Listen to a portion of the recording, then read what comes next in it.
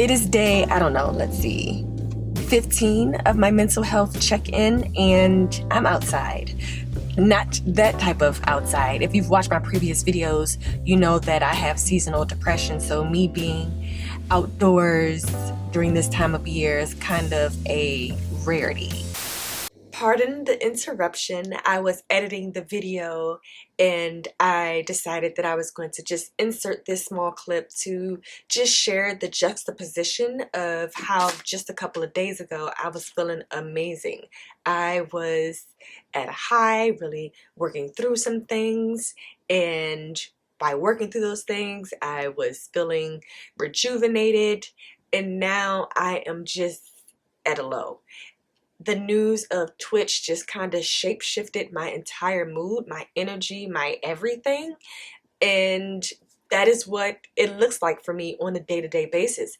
I can be feeling totally fine, happy, jovial, and then the next thing that I know, I just kind of hit a brick wall. I'm feeling sad and depressed and full of anxiety. And I wanted to be able to just share that in this clip, that it is a daily struggle. From the moment I wake up to the time that I go to bed, I have to be in control of my mood. It's not always just a day-to-day thing. It's a minute by minute, hour by hour. My whole demeanor can change, and sometimes I'm able to bounce back and sometimes I'm not. And I wanted to just share how I am struggling right now because of the news of Twitch, that because of my personal encounters with suicide, it just hits different, and I am in a place of mental struggle. However, I'm confident, like I always am, that I'll recover. It's just a matter of how long that will take. I have been in the bed for a couple of days, one because I'm sick. Who knows, that sickness could be like a for real, just not feeling well. And then also the obvious, it could be because I am mentally going through something and it's just draining and zapping all of the energy, all of the everything. But I'll push through, I'll conquer. Just wanted to share this little tidbit, but back to the video. Mental health check-in. I am actually doing extremely well. There is something about having clarity and having a clear vision that kind of lifts this weight off of your shoulders. My anxiety has gone down a lot.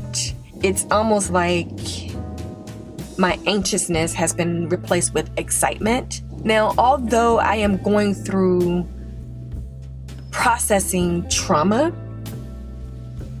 being able to process that trauma without being in the midst of the cause of the trauma is extremely rewarding.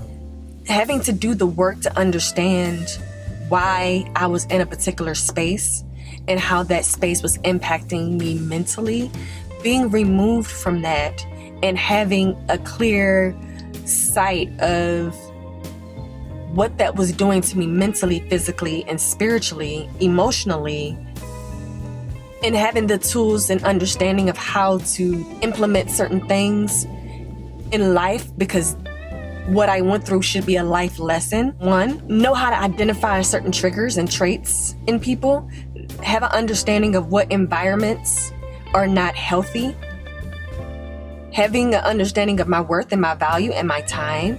All of these things are extremely helpful in my current stage in life where I'm trying to grow and do better, be better.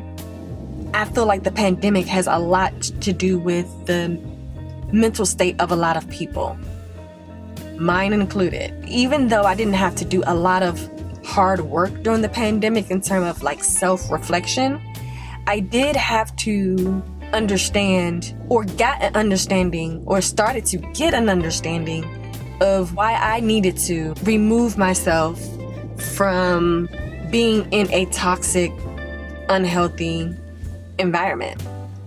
and really taking this month to focus on how to make that possible and my role in it, because I also think that you can be a victim yet also play a part in how you are victimized. And I played a big part in being bullied, intimidated because of my ability to be extremely nice and kind. My being a empath really worked against me because it almost fueled and gave the people the energy and encouragement to use that against me. I was trying to be the fixer, trying to be the one to show love and hope that my showing love would combat hate.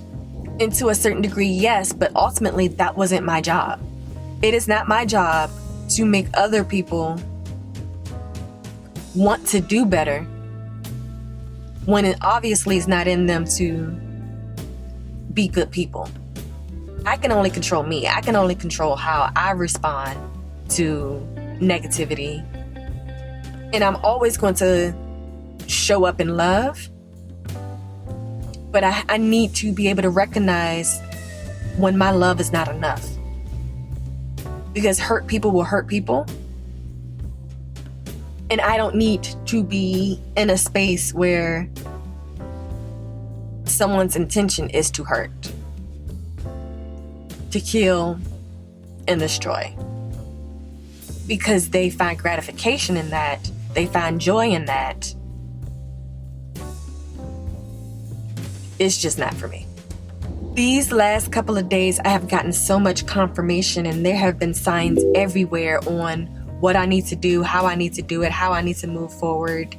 And I think that's a blessing. When you have, or where you are in a space of unpacking your trauma, you go through the stages, right? Of anger, of clarity, of frustration, of annoyance, of all the emotions.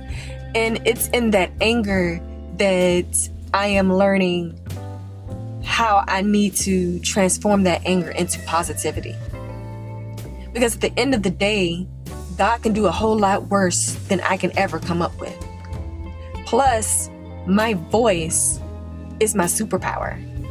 It is my ability to speak up and speak out about the things that matter to me, the things that I have gone through, about the things that have impacted me.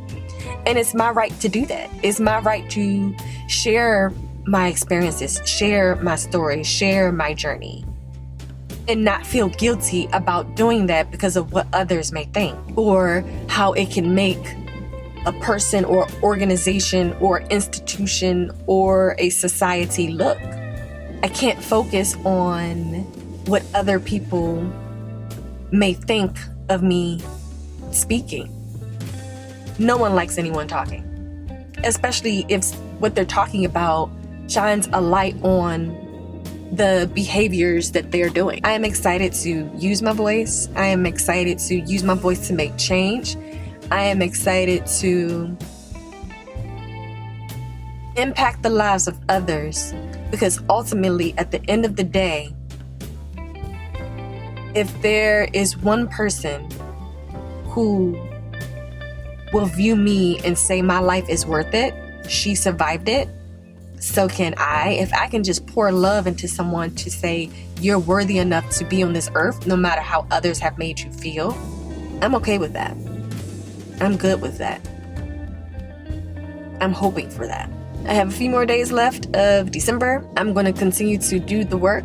The world should have never gave me a camera.